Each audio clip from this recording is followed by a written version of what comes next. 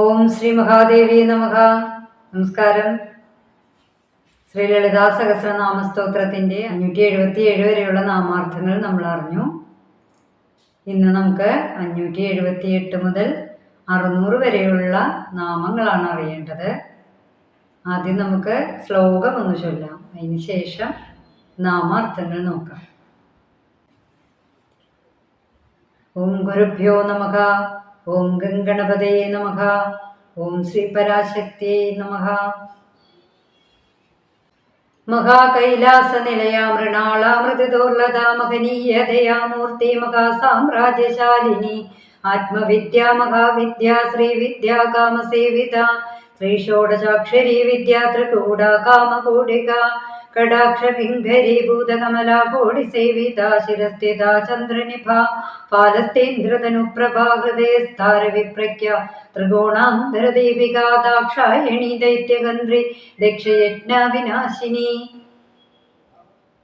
ഈ ശ്ലോകത്തിന്റെ നാമാർത്ഥങ്ങളാണ് നമ്മൾ ഇന്ന് അറിയാൻ പോകുന്നത്. ആദ്യത്തെ നാമമായിട്ട് വരുന്നത് മഹാകൈലാസ നിലയായേ നമ. മഹാകൈലാസത്തിൽ വസിക്കുന്നവളാണ് ശ്രീ മഹാദേവി അല്ലേ. അപ്പൊ അങ്ങനെയുള്ള നാമാർത്ഥമാണ് അവിടെ സൂചിപ്പിക്കുന്നത്. മൃണാള മൃദുദോർലതായേ നമ. താമരത്തണ്ട് പോലെ മൃദുപോലെ കുജവല്ലികളെ പോലെയുള്ള കൈകളാണ് ദേവിയുടെ എന്ന് സൂചിപ്പിക്കുന്ന നാമാർത്ഥമാണത്. അടുത്ത നാമം നോക്കാം. മഹനീയായേ നമ. മഹത്വമുള്ളവളാണ് ദേവി. അതുപോലെ അത്യന്തം പൂജിതയായ ദേവിയെയും ആ നാമാർത്ഥം സൂചിപ്പിക്കുന്നു. ദയാമൂർത്തിയെ നമ. സകല നന്മകളുടെയും അടിസ്ഥാനം ദയയാണല്ലേ. അപ്പൊ അങ്ങനെ ദയയുടെ മൂർത്തിഭാവത്തിലാണ് ദേവി. അതായത് എല്ലാവരിലും അടിസ്ഥാനമായിട്ടുണ്ടായിരിക്കേണ്ട ഒരു ഗുണം തന്നെയാണ് ദയ എന്ന് പറയുന്നത്. അപ്പോൾ ദേവിയെ സംബന്ധിച്ച് ദേവി അത്യന്തം ദയാമൂർത്തിയാണെന്ന് കാണിക്കുന്ന ഒരു നാമമാണത്. അടുത്ത നാമം മഹാസാമ്രാജ്യശാലിന്യേ നമ. മഹാസാമ്രാജ്യത്തിൽ ശോഭിക്കുന്നവളായ ദേവിയെ കുറിച്ചാണ് നാമാർത്ഥം. എല്ലാത്തിൻ്റെയും സൃഷ്ടിസ്വരൂപിണിയായ ദേവി തന്നെയാണ് എല്ലാത്തിൻ്റെയും അധിപയായിട്ടുള്ളത്. ഈ മഹാപ്രപഞ്ചത്തിൻ്റെ മഹാസാമ്രാജ്യത്തിൻ്റെ അധിപയായിട്ടുള്ള ദേവിയെന്ന് നാമാർത്ഥം. ആത്മവിദ്യായേ നമ. ആത്മവിദ്യയാകുന്ന ദേവിക്ക് നമസ്കാരം. അടുത്ത നാമം നോക്കാം. മഹാവിദ്യായേ നമ. മഹാവിദ്യയാകുന്ന ദേവിയാണ്. ഏറ്റവും ശ്രേഷ്ഠമായ വിദ്യ എന്നാൽ ആത്മവിദ്യ ആണെന്നാണ് പറയുന്നത്. അതുപോലെ വനദുർഗാ മന്ത്രവും മഹാവിദ്യയിൽ വരുന്ന വിദ്യകൾ തന്നെയാണ്. അടുത്ത നാമം ശ്രീവിദ്യായേ നമ. ശ്രീവിദ്യ ഉപാസനയെ കുറിച്ചൊക്കെ നമ്മൾ പറഞ്ഞു. അങ്ങനെ ശ്രീവിദ്യയാകുന്ന ദേവിയാണ് നാമാർത്ഥം സൂചിപ്പിക്കുന്നത്. പഞ്ചദശാക്ഷരി മന്ത്രം പോലെയുള്ളതാണ് ശ്രീവിദ്യാ മന്ത്രം എന്നത്. അത് നമ്മൾ ഗുരുവിൽ നിന്നും നേരിട്ട് പഠിക്കേണ്ട ഒന്ന് തന്നെയാണ്. അടുത്ത നാമം നോക്കാം. കാമസേവിതായേ നമ. ശ്രീവിദ്യ ഉപാസകനായ കാമദേവനാൽ സേവിക്കപ്പെടുന്നവളാണ് ശ്രീ മഹാദേവി അല്ലേ. നമ്മൾ കഴിഞ്ഞ നാമങ്ങളിലും അങ്ങനെ ഒരു നാമം സൂചിപ്പിച്ചിട്ടുണ്ട് അല്ലേ. അടുത്ത നാമം നോക്കാം. ശ്രീ ഷോഡശാക്ഷരി വിദ്യായേ നമ. ശ്രീവിദ്യാമന്ത്രത്തിൻ്റെ ഒരക്ഷരം കൂടെ ചേർന്ന് നിൽക്കുമ്പോൾ ശ്രീ ഷോഡശാക്ഷരി വിദ്യാമന്ത്രമാകുമെന്നാണ് പറയുന്നത്. അടുത്ത നാമം നോക്കാം. ത്രികൂടായേ നമ. ത്രികൂടങ്ങളെ കുറിച്ച് കഴിഞ്ഞ നാമങ്ങളിൽ സൂചിപ്പിച്ചിരുന്നു. വാഗ്ഭവകൂടം, മധ്യകൂടം, ശക്തികൂടം, അങ്ങനെ 3 തരത്തിലാണ് ദേവിയുടെ ആ ഒരു ആത്മസ്വരൂപമായിട്ടുള്ള ദേവിയെ കുറിച്ചിട്ട് പറഞ്ഞതല്ലേ. അപ്പം അങ്ങനെയുള്ള ദേവിയെ കുറിച്ചുള്ള നാമമാണ് ത്രികൂടായേ നമ എന്ന നാമം കൊണ്ട് ഉദ്ദേശിക്കുന്നത്. അടുത്ത നാമം നോക്കാം. കാമകോടികായേ നമ. കാമകോടിയായ ദേവിയെ കുറിച്ചാണ് പറയുന്നത്. പരമേശ്വരന്റെ സാരതത്വം എന്നാൽ ദേവി തന്നെയാണ്. അപ്പം അങ്ങനെയുള്ള ദേവി കാമകോടികായി എന്ന നാമം കൊണ്ട് അർത്ഥമാക്കാം. കടാക്ഷ കിങ്കരീഭൂത കമലാകോടി സേവിതായേ നമ. അതായത് ദേവിയുടെ കടാക്ഷം ഒന്നുകൊണ്ട് മാത്രം അനേക കോടി ലക്ഷ്മികള് ദേവിയെ സേവിക്കുന്നു എന്നാണ് ആ നാമാർത്ഥം പറയുന്നത്. അപ്പോൾ ദേവിയുടെ കൃപയുണ്ടെങ്കിൽ മഹാലക്ഷ്മിയുടെ കൃപയും നമുക്ക് തീർച്ചയായും ഉണ്ടാകും എന്ന് കാണിക്കുന്ന ഒരു നാമമാണത്. അടുത്ത നാമം നോക്കാം. ശിരസ്ഥിതായേ നമ. ശിരസിൽ സഹസ്രാര പത്മത്തിലിരിക്കുന്ന ദേവീ സ്വരൂപമായ ദേവിയാണ്. അതായത് അങ്ങനെയുള്ള ദേവിയെ നമുക്ക് ശിരസ്ഥിതായേ എന്ന നാമം കൊണ്ട് അർത്ഥമാക്കാം. ഗുരുവായിട്ട് വർത്തിക്കുന്നു അല്ലേ? ദേവി അവിടെ ഗുരുവിന് തുല്യമാണ് എന്ന് സാരം. ചന്ദ്രനിഭായേ നമ. ബ്രഹ്മരന്ധ്രത്തിന് തൊട്ടു താഴെയായിട്ടാണ് ചന്ദ്രമണ്ഡലം സ്ഥിതി ചെയ്യുന്നത്. അപ്പം അങ്ങനെയുള്ള ചന്ദ്രമണ്ഡലത്തിൽ സ്ഥിതിയായിരിക്കുന്ന ദേവി, ഇതില് വാഗ്ഭവകൂടത്തിനെയാണ് ഉദ്ദേശിക്കുന്നത് അല്ലേ? വാഗ്ഭവകൂടമായിരിക്കുന്ന ദേവിയാണ് ചന്ദ്രനിഭായ എന്ന നാമം കൊണ്ട് അർത്ഥമാക്കുന്നത്. അതുപോലെ ചന്ദ്രപ്രഭയോട് കൂടിയ ദേവി എന്ന് നാമാർത്ഥം പറയുന്നുണ്ട്. അടുത്ത നാമം വരുന്നത് ഫാലസ്ഥായേ നമ എന്നാണ്. ഫാലം എന്നാൽ നെറ്റി എന്നാണ് അർത്ഥം. നമ്മൾ കഴിഞ്ഞ നാമത്തിൽ പഠിച്ചു ഭ്രൂമധ്യത്തിൻ്റെ, അതായത് പുരികത്തിൻ്റെ മധ്യത്തിലായിട്ട് ഭ്രൂമധ്യത്തിൽ സ്ഥിതി ചെയ്യുന്നവളായ ദേവി അല്ലേ? അപ്പം അങ്ങനെയുള്ള ദേവിയെ ഫാലസ്ഥിതായ എന്ന നാമം കൊണ്ട് നമുക്ക് അർത്ഥമാക്കാം.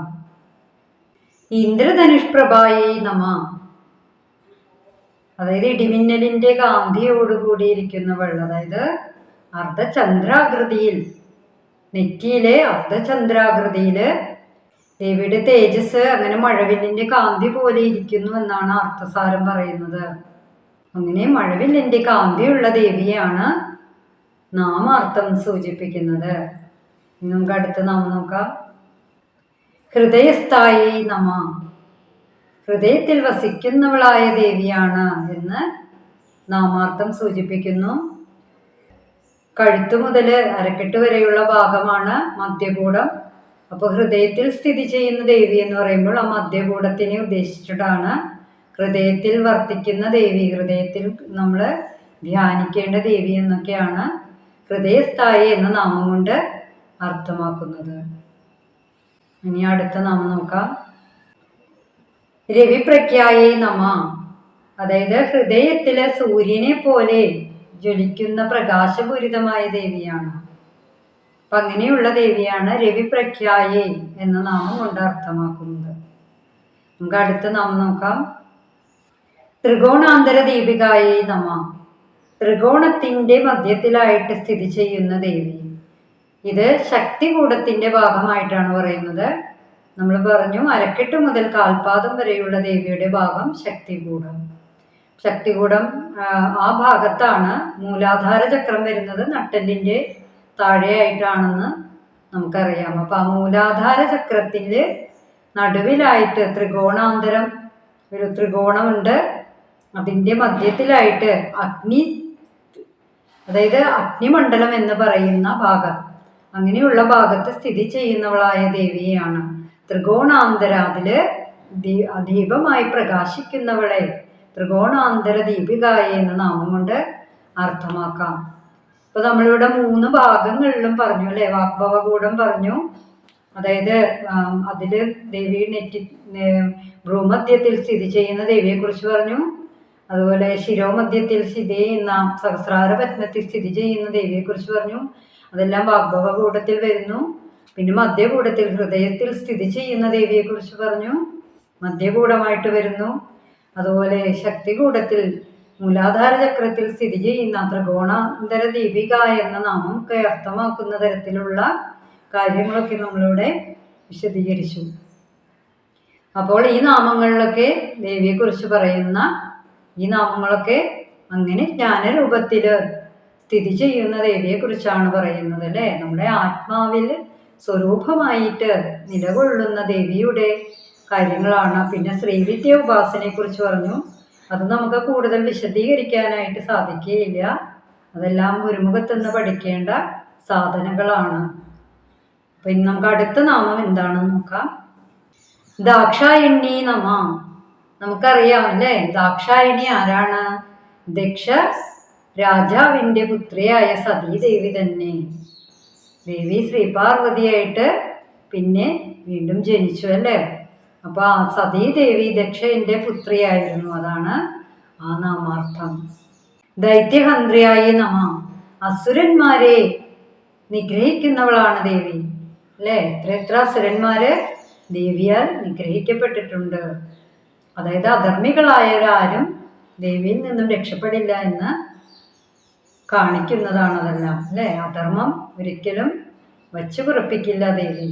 അപ്പം അതുകൊണ്ടാണ് അതിനെയെല്ലാം ഹനിക്കുന്നവൾ എന്ന അർത്ഥത്തിലാണ് ദൈത്യഹന്ത്രി എന്ന നാമം കൊണ്ട് അർത്ഥമാക്കുന്നത്.